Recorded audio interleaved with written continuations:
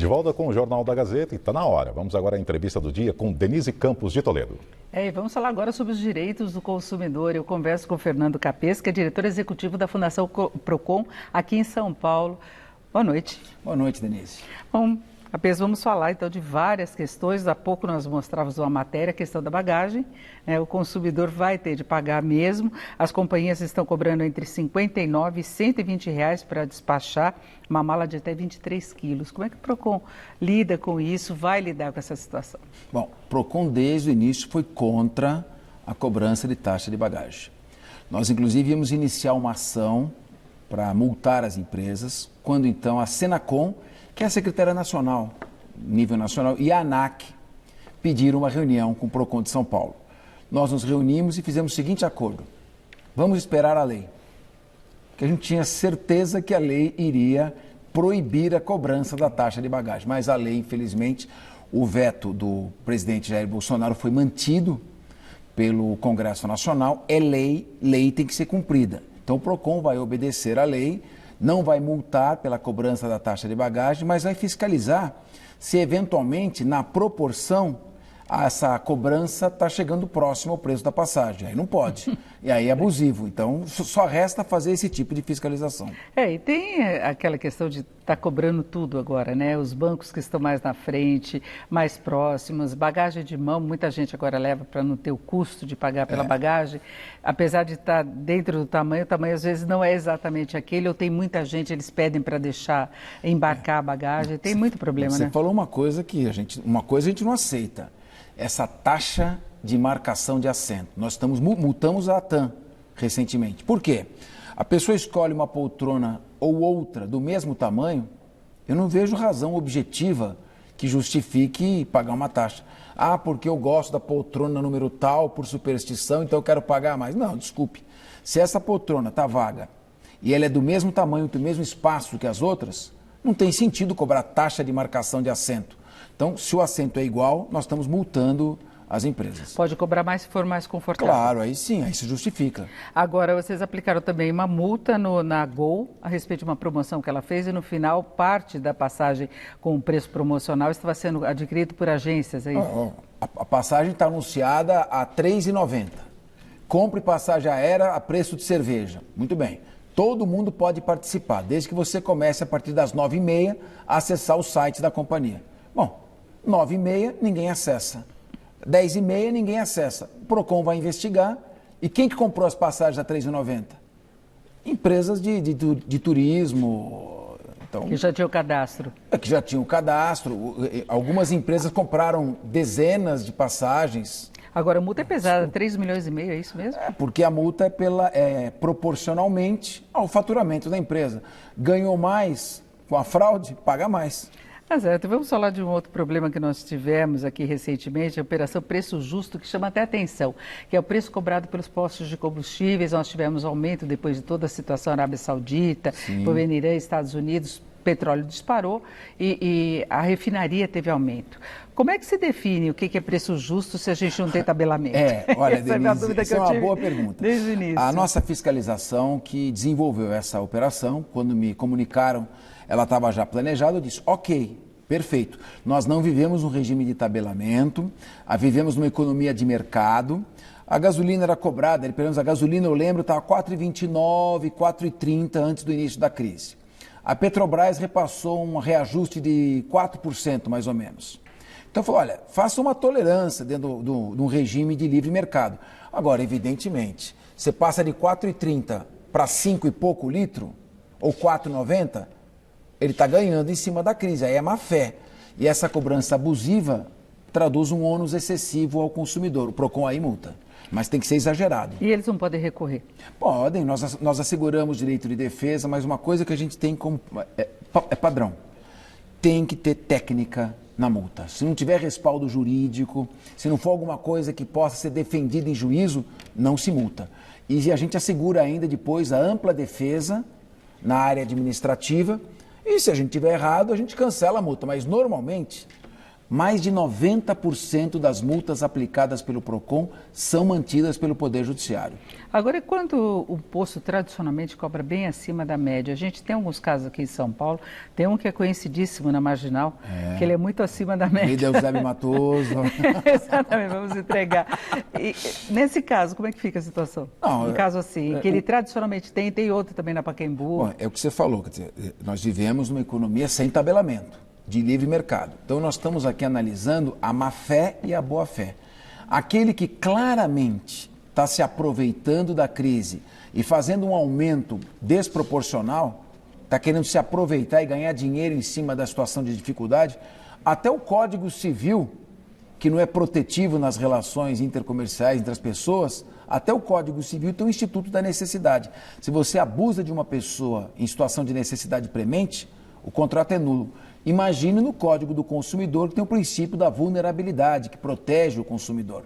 Então a gente tem que estar atento com relação a esse tipo de procedimento. Agora, o PROCON tem comprado algumas brigas boas aí em defesa do consumidor e até alguns casos em que o consumidor brinca com essa história, como aquele negócio dos aplicativos, que virou uma febre aí durante algumas semanas das pessoas envelhecerem. Na última vez que você esteve aqui na Gazeta, falou que ia entrar numa briga com eles e seguiu adiante. Olha, essa aqui é uma questão importantíssima. Quem brincou com aquele aplicativo de envelhecimento virtual, eu vou brincar, vou ver como é que fica o meu rosto daqui a uns anos, é legal, só que não é uma brincadeira inocente. Você, ao clicar e acessar aquele aplicativo, o consumidor está assinando um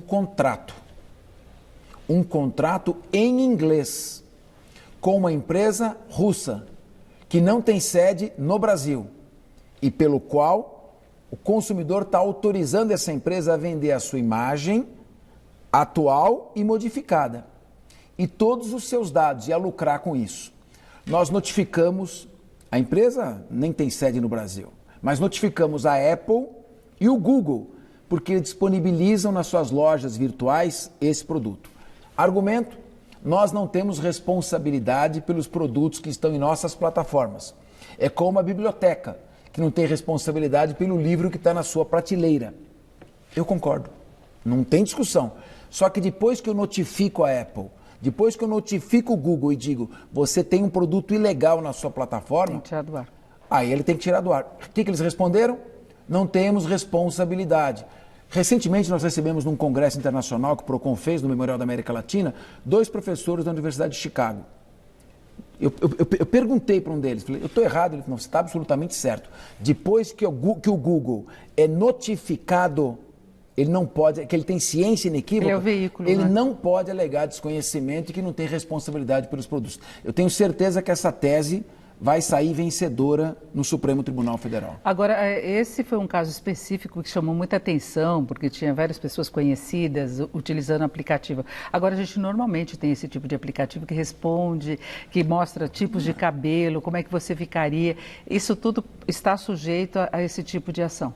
Olha, o PROCON vai multar. Se tiver algum aplicativo com alguma pegadinha de contrato, tem que colocar na entrada do aplicativo, em letras garrafais, de forma ostensiva, visível, clara, o seguinte: você, ao entrar nesse aplicativo, estará assinando um contrato. Cuidado, acesse aqui para você ler as condições. Se não tiver isso, se for aquele tipo de contrato padrão, contrato tipo com letrinha pequena, miúda... O contrato fica bem disfarçado lá, né? Pegadinha, vai ter multa, porque a nossa função, por lei, é proteger o consumidor. Nós vamos cumprir a nossa obrigação. E nós vamos, inclusive, ter uma lei valendo no ano que vem, sim, específica para esses casos, né, de proteção de dados, proteção de imagem.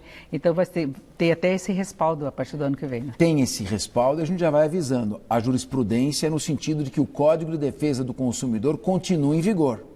Portanto, tem que conciliar a Lei Geral de Proteção de Dados com o Código de Defesa do Consumidor. Então, muita calma nessa hora. Bom, temos muitos assuntos e o outro agora é fiação pelos postes de São Paulo.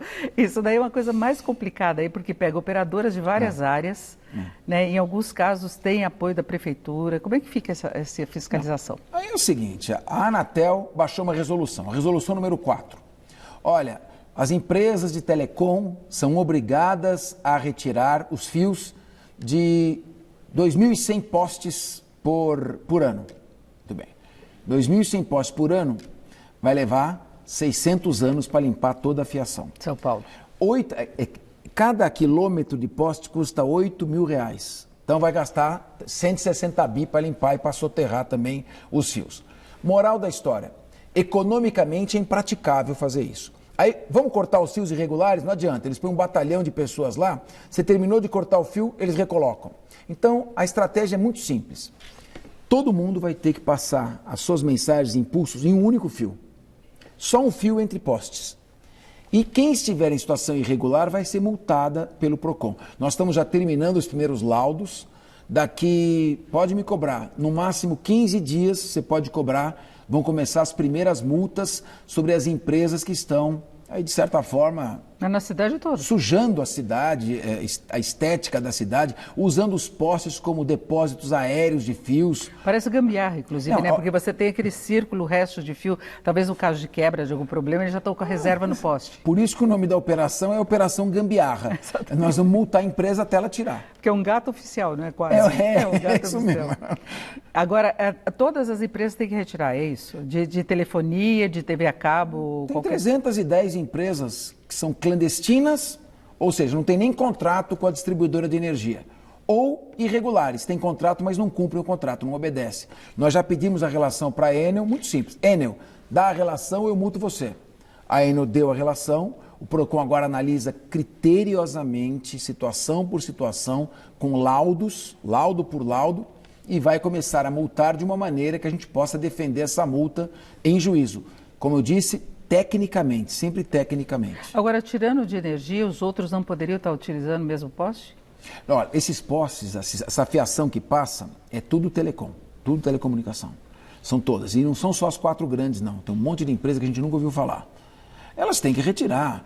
E se não o fizerem, elas estão em situação irregular às custas da estética da cidade, né, do patrimônio estético da cidade, tendo um lucro. Elas teriam que pagar, colocar num fio só e não o fazem. Por isso vão ter que pagar a sua cota para a sociedade, que é através da multa. Agora, o PROCON está pretendendo unificar toda a legislação, a aplicação de multas, sim. porque não é só São Paulo, capital. Se estende pelo estado todo, né? Olha, o Código de Defesa do Consumidor criou o Sistema Nacional de Defesa do Consumidor. Sistema é algo que tem que ser integrado, tem que falar uma linguagem só. Um sistema em que cada PROCON multa de um jeito, interpreta de um jeito, não é sistema, é hospício.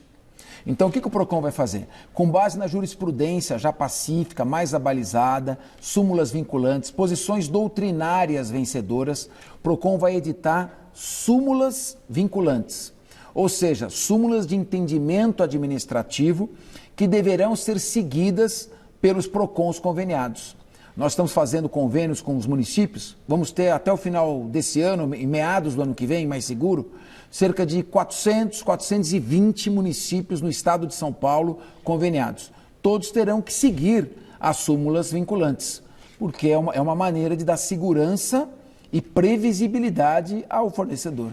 Agora, como que é dividida a atuação do PROCON? Porque ele não está em todas as cidades. Quando o consumidor tem um problema, ele está no interior do estado, como é que ele pode reclamar, buscar ajuda? Bom, o PROCON tem 8 coordenadorias regionais. Mas não basta só as coordenadorias. Então, o que nós estamos fazendo? Chamando todos os municípios. Esse ano, de fevereiro até agosto, nós fizemos mais 44 convênios. E conversando com o prefeito para instalar um PROCON municipal. Não precisa criar cargo, ele pode designar alguém que já seja efetivo.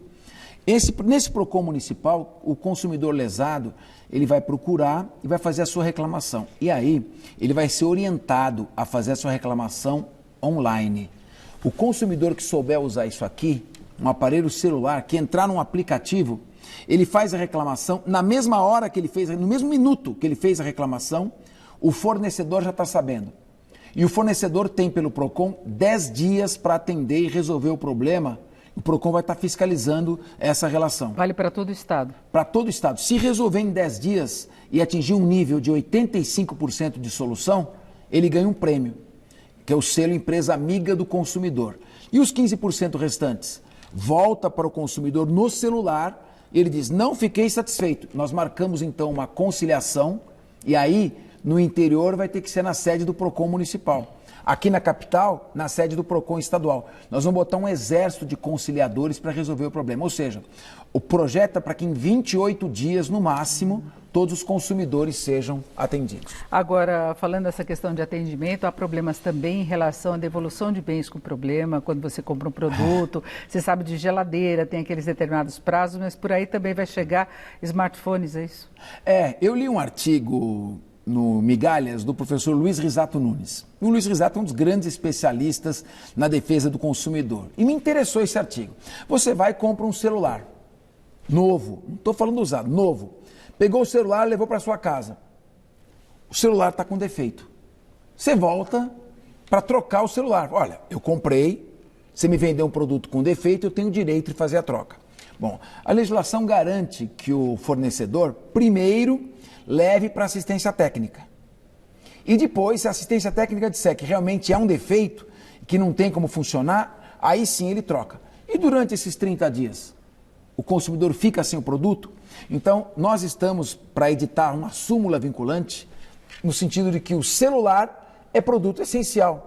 Não dá para ficar... Hoje em dia é mesmo. Eu tirei o celular para te demonstrar, já 4 ou 5 chatos mandaram uma mensagem. Então você não pode ficar sem o teu celular. É acessório de trabalho mesmo, não é? Exatamente. Por essa razão tem que trocar, não pode mandar para assistência técnica. Isso quando você compra e veio com algum problema. Exatamente. E não foi testado na hora. Exatamente. Agora, se pegou um usado, aí é diferente. Aí ele tem direito de levar para assistência técnica. Agora, tem um certo questionamento de vez em quando você compra um produto, se não foi mau uso de imediato.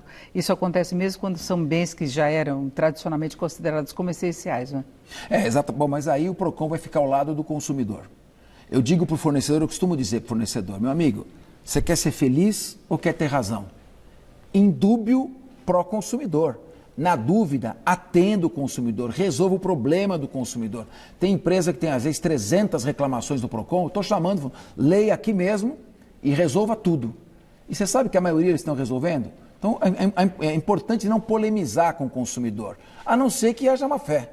Aí é um caso diferente. Agora, para acessar pelo celular, como é que a pessoa faz? Ela vai fazer o seguinte, ela vai ser lindo.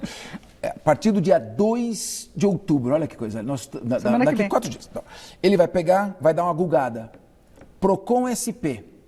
Vai entrar o site do PROCON. Nós mudamos todo o site. Era difícil de entender, precisava fazer curso na NASA para entender o site do PROCON. Agora o site é tranquilo, ele vai e clica. Reclamação.